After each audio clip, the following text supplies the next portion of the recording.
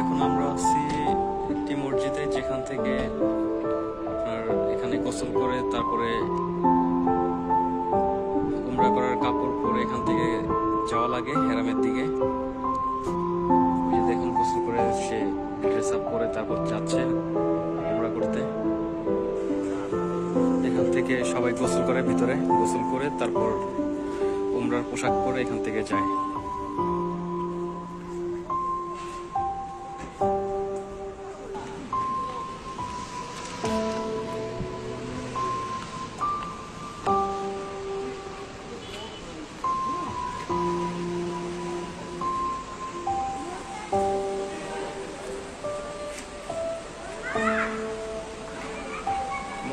মসজিদে জুরানা মসজিদ, এই মসজিদের একটি ইতিহাস আছে, সেটিও একটু পরে বলতেছি আমি। মসজিদের ভিতরের অংশ মাশাআল্লাহ দেখতে খুবই সুন্দর।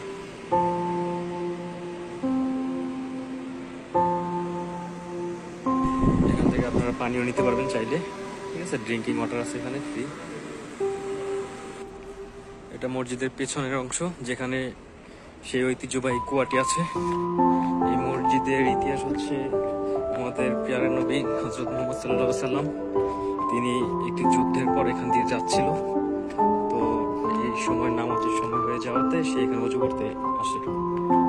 অজু করতে আসার পর সে এই কুয়ার থেকে পানি নিয়ে কুলি করার জন্য মুখে দিয়েছিল, এবং সেই পানিটা খুবই নোংরা ছিল, যার কারণে সে আবার ওই পানিটা মুখ থেকে আবার সেই কুয়োর দিকে ফেলে দেয়।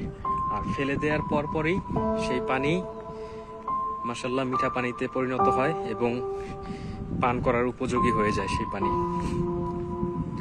এই যে দেখতে পাচ্ছেন সেখানে এই যে সেই কুয়াটি, এই যে সেই কুয়া, এখন এখান থেকে পানি নেওয়া হয়। এই যে দেখুন, কুয়াটি বন্ধ করা আছে, কুয়াটি বিশাল এরিয়া বদ্ধ।